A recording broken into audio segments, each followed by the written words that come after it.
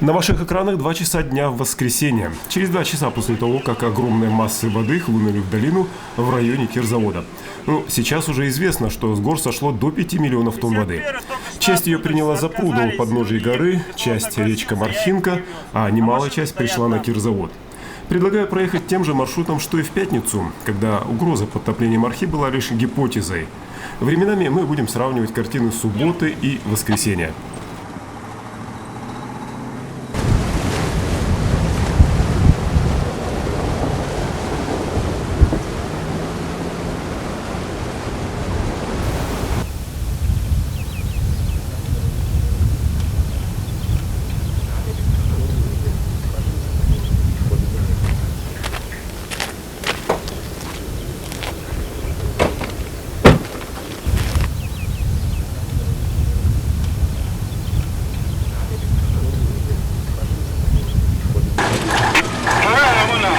Вы сколько рейсов сегодня сделали? Рейсов 13-15. Это с Кирзавода, да? С Кирзавода и обратно столько же. С Кирзавода на угловую, углового на Кирзавод. За один рейс сколько обычно, в один конец сколько обычно людей вывозили? Ну, самое большее где-то больше 20. А так в среднем где-то 13-12 человек. Так это у вас получается как паромщик. Да. Как паромщик получается. У вас смена во сколько закончится? У нас пока смены нету. Пока паводок уйдет, смены нету. Всего в зону подтопления попало жилье примерно 3100 человек. И вот как выглядело. Вы обратно когда поедете? Как народ наберем. Спасать сейчас поедем, потом поедем. Асфальтом до новой все. На связи. За воскресенье спасатели МЧС и Василий Егоров в том числе вывезли с Кирзавода, по моим подсчетам, 700 человек.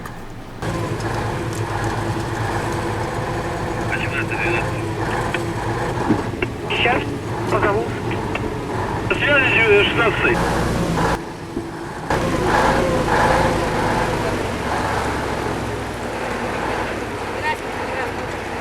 А вы что остаетесь? Вот так вот и живем.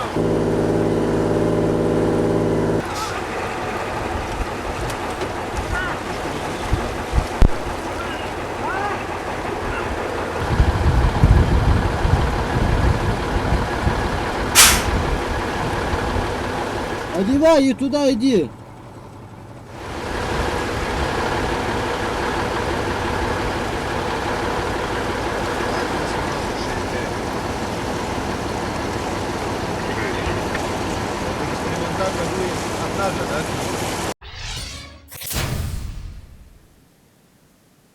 А это уже воскресенье. В районе Магана сохранило полностью зимние запасы воды еще одно озеро. Напор воды из него в направлении Мархи и Якутска сдерживает дамба Аргылах. Объем здесь воды приличный довольно-таки. Примерно сколько? Свыше 3 миллионов кубов. Если сейчас процесс примет необратимый вид, то, конечно, опасность будет. Но на данный час ситуация под контролем, через обводной канал все... То есть это вот то, что мы видим сейчас, это контролируемый спуск, да? Да. На укрепление дамбы Аргылах работают торговцы с рынка Столичный. Всего на дамбах в пригородах Якутска в воскресенье работало 70 граждан Китая. Здесь давно работаете? Да, уже один день работаю. Один день, да? И еще сколько осталось? Не знаю, как здесь нормально будет, наверное. О, ясно. Как ребята работают у вас? Нормально, только эти мало осталось, мало. Мешков? Да, много человек, видишь это нету. Надо же это перестрелить еще. А, лопат мало? Да.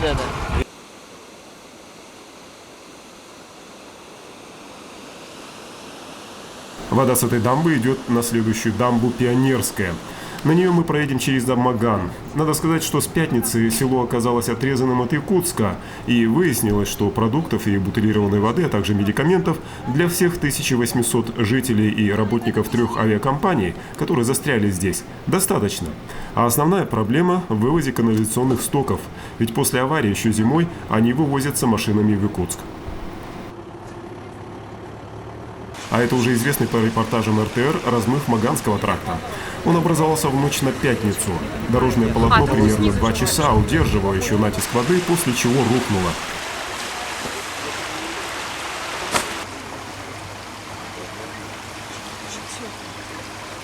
В ожидании рабочей недели власти приложили максимум усилий для его восстановления, а также восстановления пассажирского движения.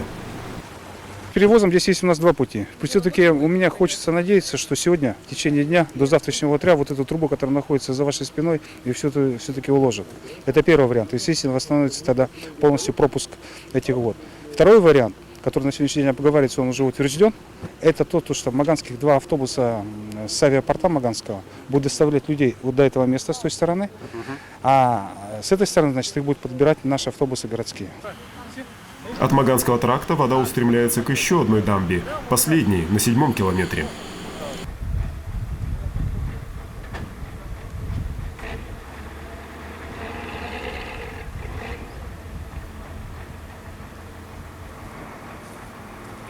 Эта дамба позволит, во-первых, удержать здесь 5 миллионов кубических метров воды.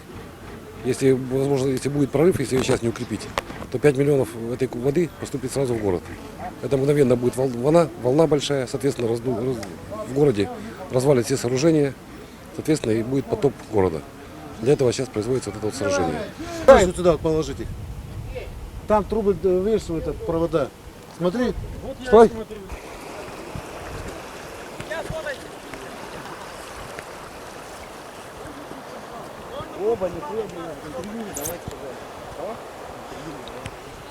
На дамбе работают студенты, а также сотрудники муниципальных учреждений Якутска.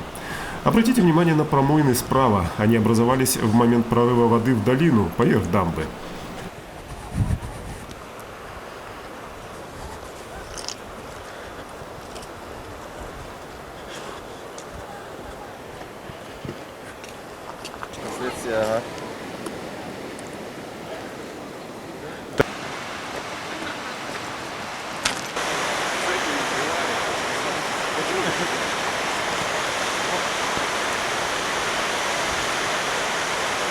Работа на всех объектах проводится круглосуточно. Горячее питание с первым, вторым и третьим блюдами доставляется прямо к месту работ. Это, что называется, зона ответственности еще одного депутата окружного собрания Якутска Виктора Федорова.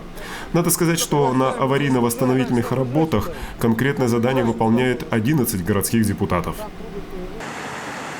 Эпопея с Мархой, похоже, завершилась. Дай-то Бог, чтобы Лена в этом году прошла спокойно.